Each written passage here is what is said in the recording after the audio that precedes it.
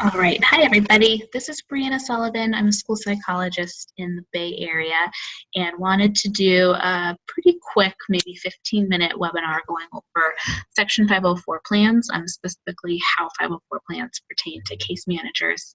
I know that some questions have come up so far this year regarding how to write the plans, what are the roles and responsibilities of different people involved, and just a general overview of what 504 plans are and who qualifies for them. So that's what we're going to be going over today. We'll spend the bulk of the time really focusing on the plan itself, how to write it, how to develop it, what are common accommodations that we should be considering when it comes to 504 plans. But I'll also direct you to the documents, materials, and resources that we have, as well as the people that we have who can answer more questions as they come up. So a quick overview here of 504s is that 504 plans are legal plans and legal documents that are provided to students who have a disability and have a disability that's recognized by the school team because it impacts them at school. And so there's a lot of similarities to an IEP in that it is a legal document that we're mandated to follow, that the 504 plan would travel with a student to other schools, other states, if they were to move or to transfer,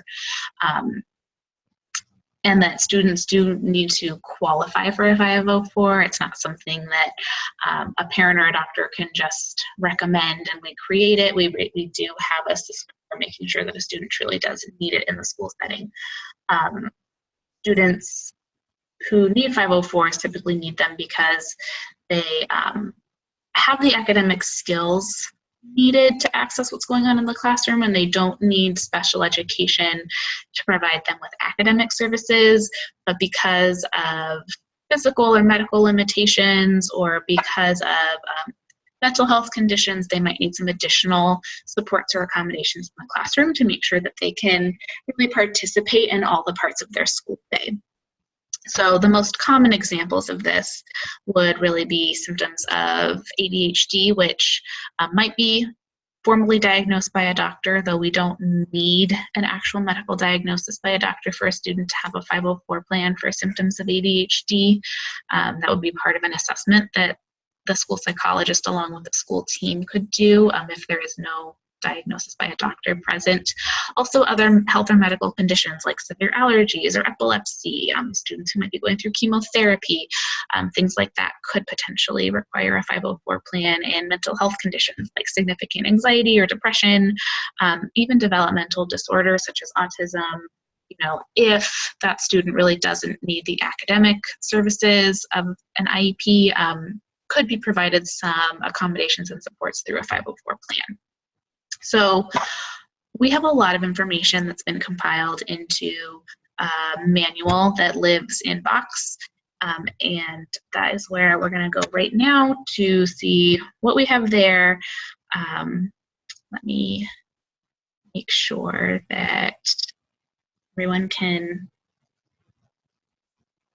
see the screen here and that we're screen sharing.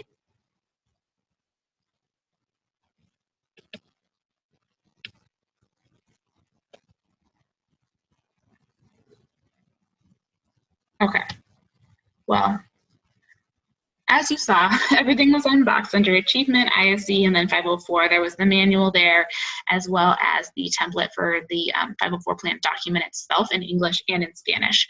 But what we're going to go into now is this actual 504 plan manual that was fully developed in 2014-15, but everything really does still apply. And a lot of information is here. You can see the background, legal requirements, explanations for parents, all of this stuff is here. I'm not going to go through it because you'll have access to it and can certainly read a lot of these documents on your own. So what I'm going to skip ahead to for now is the document itself. And as I do this, I just want to clarify the roles and responsibilities a little bit. 504 plans are case managed by the school leader who is the grade level coach for that grade level. So if you have a student in second grade who needs a 504 plan, it's that second grade coach, AP or principal, who is going to be the case manager. And what case manager means in terms of a 504 plan is this is the person who is going to be making sure that meetings are scheduled and held. They may facilitate the meeting, but they may also talk with the school psychologist about having the school psychologist. That can be an individual discussion. But the case manager make sure that the paperwork is updated.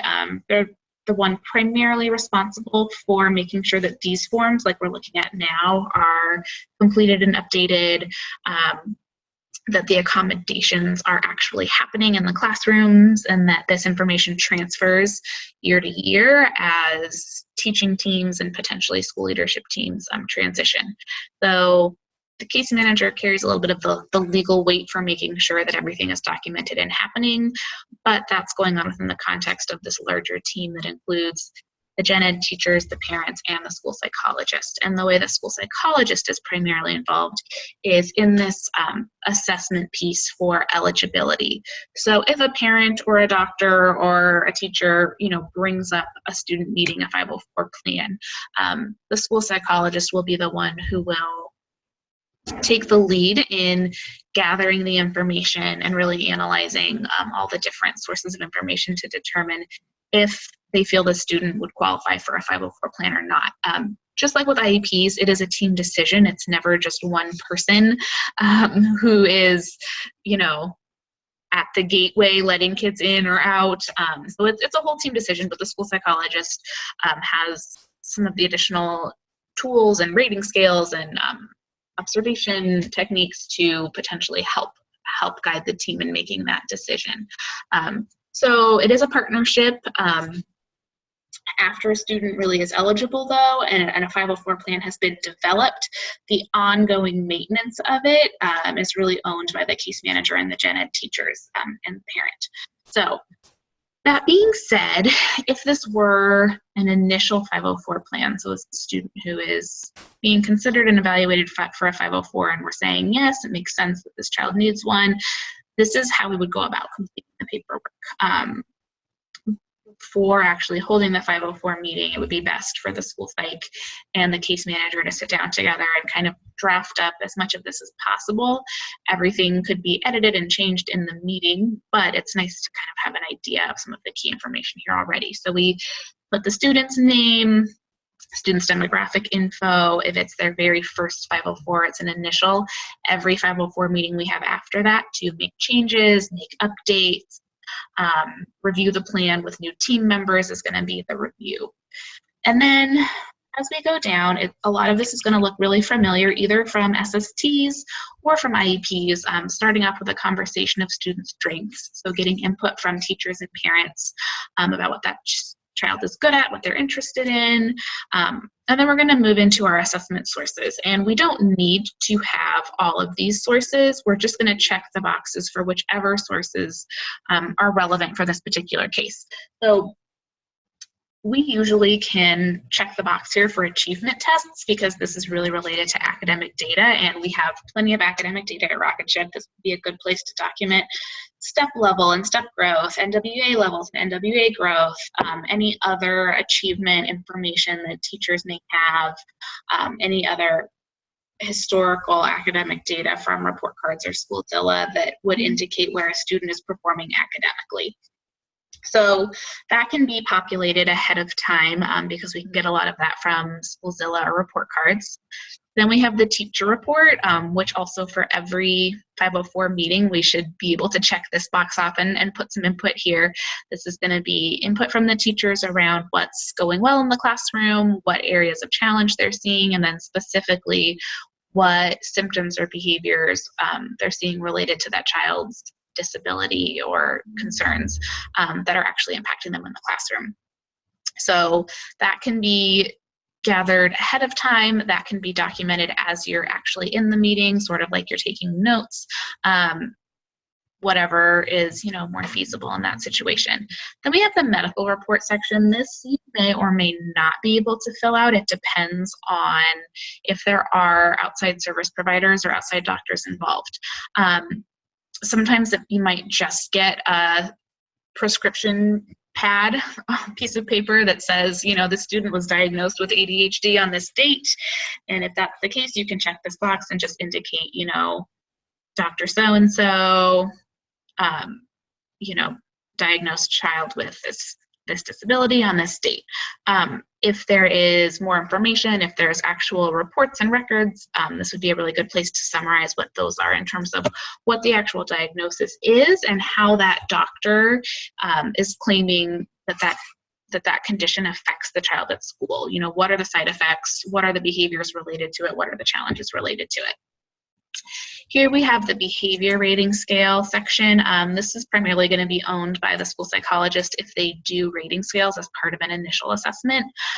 So case managers and teachers will probably not have a need to fill anything out here, but a school psychologist might add additional data here. And then we also have a section for other. If there are other counselors or outside providers involved, we can add additional information here. So that is, again, very case by case. Then we get to specifying the mental or physical impairment. This is really where that diagnosis comes in, whether there's an external diagnosis by a doctor or a therapist, or whether it's the school team with the school psychologist saying that we're seeing some really significant symptoms of a disability. So this is where we're going to put ADHD or anxiety or epilepsy or anything like that. So that hopefully should be relatively straightforward if you have a clear diagnosis, or your school psych can help complete that section. Then we get to, does this impairment affect a major life activity? In order for a student to be eligible for a 504 plan, the answer here needs to be yes. If their impairment does not affect a major life activity, then we really don't need to be giving them a 504 plan, which sometimes happens too. Kids might either just not have signs of a disability, or maybe they do have a medical condition that's really just not impacting them at school very much. So it's okay to say no and have the conversation about that child not needing a 504 plan, but in most cases, the answer here will be yes, it does affect them, and then we will check off how it affects them. So for example, for a student, I'm using ADHD because that is a common one. We might be checking the box here for concentrating, thinking, learning. For students with other types of maybe health or medical conditions, it could be regarding sleeping, eating, communicating. So this is part of that team conversation. This is where we're looking back up above to the medical reports, the observations, the teacher reports to see, okay, what trends are we seeing up here in terms of how it's impacting this child? And then we really want to call out very explicitly how this impacts them in the classroom setting. We might be spending time talking about them just in general and at home and in the community and everything like that. But as we're developing a 504 plan for school, we want to get really specific about how it presents in the classroom, how it impacts them at school, because that is where we can support the child, and that's really going to drive our accommodations. We have areas to check whether or not the student is transitioning from special education. A lot of times we do have kids who had an IEP, met their goals, they're on track academically, but they might still have some other symptoms of their disability impacting them, so they might transition to a 504 plan. That definitely happens. We also, depending on what the disability is, that student might require a behavior support plan to accompany or be a part of this 504 plan. Then we move down to sort of the action planning part of this. We're indicating whether the student does or does not have a disability. Again, it's a team decision. It's not just one person. It's not just a school psych. It's not just a doctor or just a parent making this decision. It's the whole team. And then we're putting down what accommodations does this student need. And the important thing here is that the accommodations that the team decides on have to be directly related to that child's disability, and really have to be related to the concerns that are presenting at school and in the classroom. So it's not the type of thing where the more supports and accommodations we can throw at a student, the better. We want to be really thoughtful and meaningful in our accommodations and make sure that there is a really clear connection between that accommodation and between the disability. So for a student who might have anxiety or ADHD, you know, maybe we have some behavior supports in the classroom and some testing accommodations, but we're not necessarily going to have that student be on a modified school day where they're spending less time at school, or we're not going to allow them to, you know, break dress code for certain conditions the way we might for other medical conditions. If we have a child who's going through chemotherapy, maybe we'll say an accommodation is that, you know, they can wear hats to school or different clothing to accommodate medical equipment that they might have, you know, on their body. So we want to be thoughtful and make sure that those things are related. We want to specify when and where these accommodations are going to happen and who's responsible, just for clarity. And also, if there are testing accommodations involved, this is a place that we definitely need to have those documented, because as we get especially into spring and into state testing, like with us back here in California, this is where we'll look to see what accommodations this child needs. The follow-up meeting can happen as frequently as the team feels it needs to, but needs to happen at least once a year so that there is a chance, at least annually, to revisit the plan and make any changes to it. And it's definitely highly recommended that at the beginning of every school year, either before the first day or within the first few weeks, there is a 504 meeting to make sure that new teachers and new staff members know about this child and their disability and their accommodations.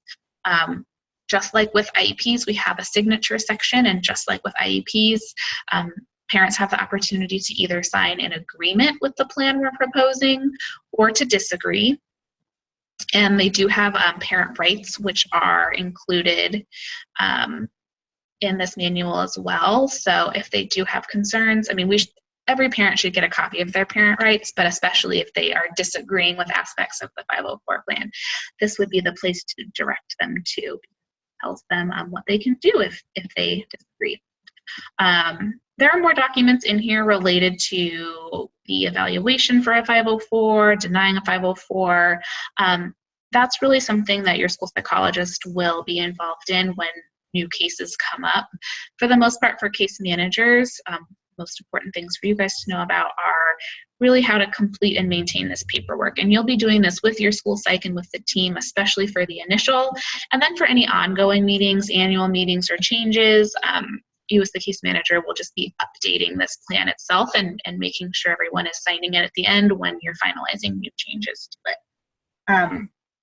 So that pretty much summarizes 504 plans at Rocket Ship and goes over roles and responsibilities to a certain extent. This was not a really in-depth training, and I know that. I know that there's a lot more information that we could have covered and that I could have talked about, but hopefully if you have questions, you'll be able to find the majority of your answers in the 504 manual itself, and if not, go to your school psych as your next point of contact, and if there are still questions lingering, we will find the answers beyond that for you. One more quick point before I log off. Housing of 504 plans. These are not housed in the ISE files or with IEPs because they're not really related to special education. They're not at all related to special education. That being said, the two places that they could live could be in a CUME file if the disability is not something that's highly sensitive in nature. Certain medical conditions may be more sensitive and we won't want them in a CUME file, but for the most part, for many students with issues like ADHD or anxiety, the CUME file is an okay place for 504s to be. However, if there's any question about whether or not it should be more confidential or if there's just any concern whatsoever, having the case manager keep them in a confidential file in their own office, in their own file cabinet where they can be more private would be the best thing to do.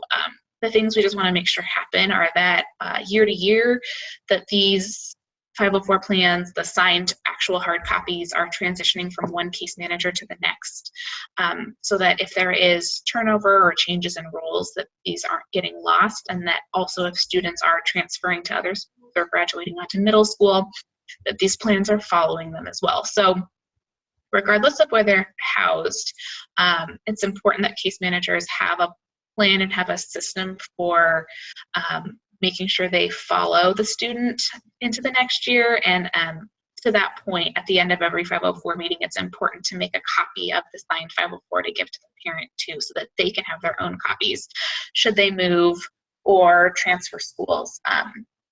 So that's a little bit of a case-by-case decision. You might want to talk with your leadership team and with your school psych at your school to figure out exactly where your 504s should go.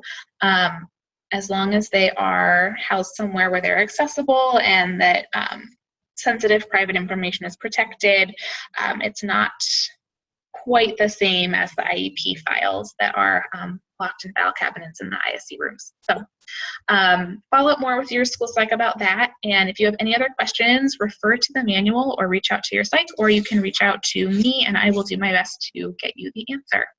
All right, thanks everybody.